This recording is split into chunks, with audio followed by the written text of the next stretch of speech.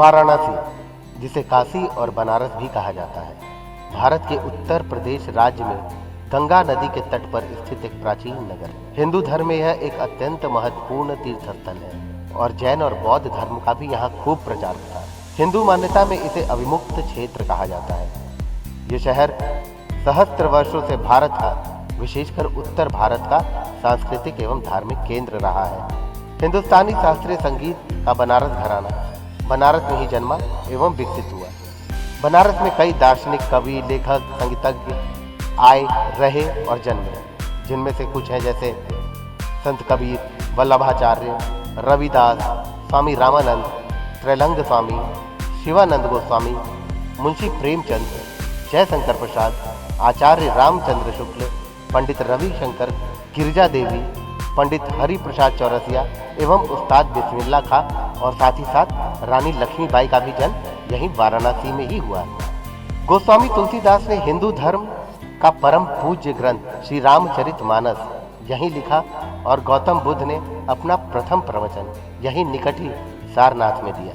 वाराणसी नाम का उद्गम संभवतः यहाँ की दो स्थानीय नदियों वरुणा नदी एवं अस्सी नदी के नाम से मिलकर बना है। पौराणिक कथाओं के अनुसार काशी नगर की स्थापना हिंदू भगवान शिव ने लगभग 5000 वर्ष पूर्व की थी, जिस कारण से आज भी यह एक महत्वपूर्ण तीर्थ स्थल है। ये हिंदुओं की पवित्र सप्तपुरियों में से एक है। महाभारत काल में काशी भारत के समृद्ध जनपदों में से एक था।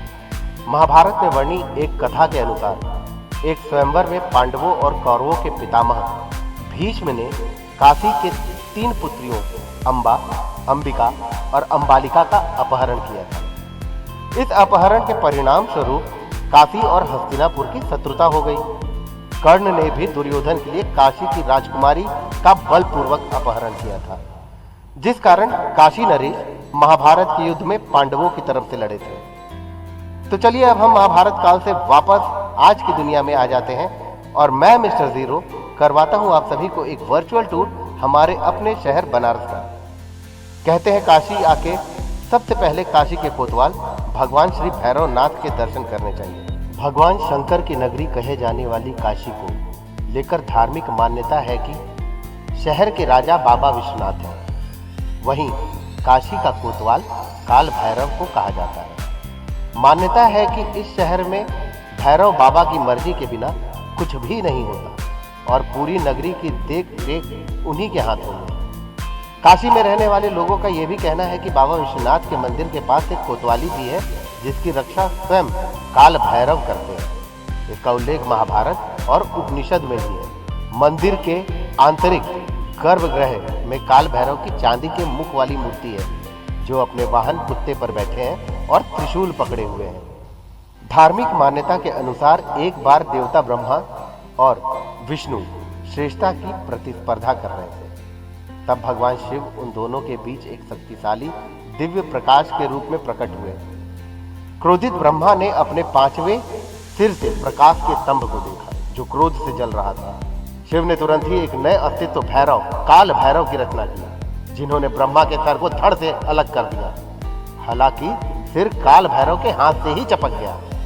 तब शिव ने काल भैरव को विभिन्न स्थानों पर जाने का आदेश दिया, लेकिन ब्राह्मण हत्या एक रक्त रंजित महिला के रूप में ब्रह्मा का सिर काटने का पाप उनका तब तक पीछा करता रहा जब तक कि वह वाराणसी नहीं पहुंचे, जहां ब्रह्मा का सिर जमीन पर गिर गया।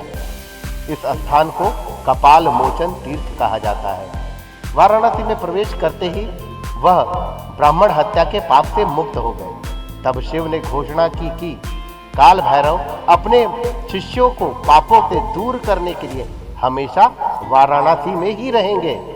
इस मंदिर की सबसे खास और चौंका देने वाली बात यह है कि काल भैरव को प्रसाद के स्वरूप मदिरा यानी कि शराब चढ़ाई जाती है। दोस्तों, एक प्रश्न मेरे दिमाग में आया कि काल भैरव और भैरवनाथ में अंतर क्या है। तो दोस्तों, जहां बटुक भैरव अपने भक्तों को अभय देने वाले सौम्य स्वरूप में विख्यात है, वहीं काल भैरव आपराधिक प्रवृत्तियों पर नियंत्रण करने वाले प्रचंड दंडनायक के रूप में प्रसिद्ध हुए।